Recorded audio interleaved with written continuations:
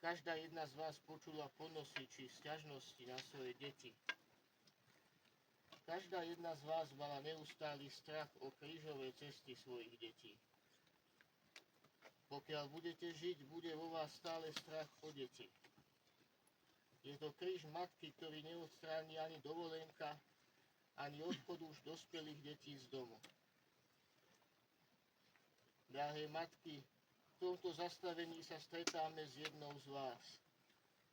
Preto teraz aj vo vašom mene prosím Matku všetkých matiek o ochranu pre vás.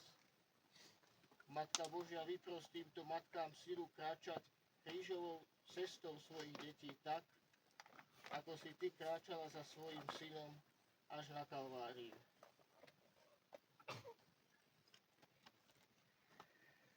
Ukrižovaný Ježišu, zmiluj sa nad nami.